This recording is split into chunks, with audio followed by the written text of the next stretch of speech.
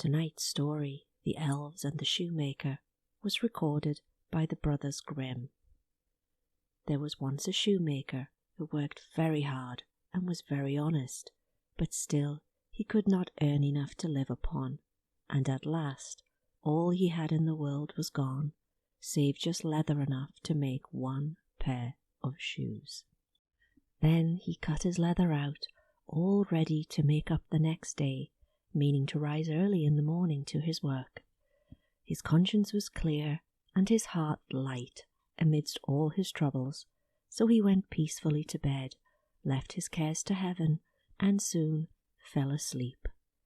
In the morning, after he had said his prayers, he sat himself down to his work, when, to his great wonder, there stood the shoes already made upon the table. The good man knew not what to say or think at such an odd thing happening. He looked at the workmanship. There was not one false stitch in the whole job. All was neat and true, and it was really quite a masterpiece. The same day a customer came in, and the shoes suited him so well that he willingly paid a higher price than usual for them. The poor shoemaker, with the money, bought leather enough to make 2 pairs more. In the evening he cut out the work and went to bed early, that he might get up and begin the next day. But he was saved the trouble, for when he got up in the morning, the work was done. Soon came in buyers, who paid him handsomely for the goods, so that he bought leather enough for 4 pairs more.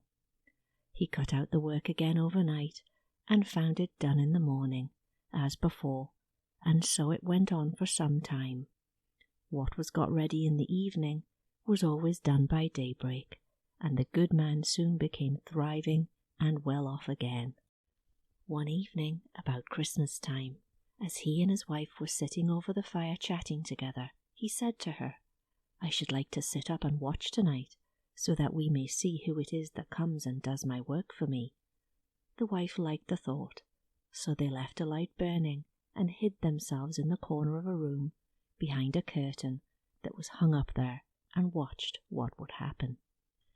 As soon as it was midnight, there came in 2 little naked elves, and they sat themselves upon the shoemaker's bench, took up all the work that was cut out, and began to ply with their little fingers, stitching and rapping and tapping away at such a rate that the shoemaker was all wonder, and could not take his eyes off them.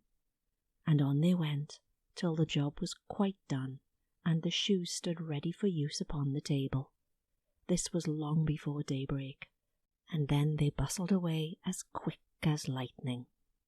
The next day the wife said to the shoemaker, "These little waits have made us rich, and we ought to be thankful to them, and do them a good turn if we can. I'm quite sorry to see them run about as they do, and indeed it is not very decent, for they have nothing upon their backs to keep out the cold. I'll tell you what, I'll make each of them a shirt and a coat and a waistcoat and a pair of pantaloons into the bargain, if you make them each a pair of little shoes." The thought pleased the good cobbler very much, and one evening, when all the things were ready, they laid them on the table instead of the work that they used to have cut out, and then went and hid themselves to watch what the little elves would do. About midnight they came in, dancing and skipping, hopping around the room, and then went to sit down to their work as usual. But when they saw the clothes lying for them, they laughed and chuckled, and seemed mightily delighted.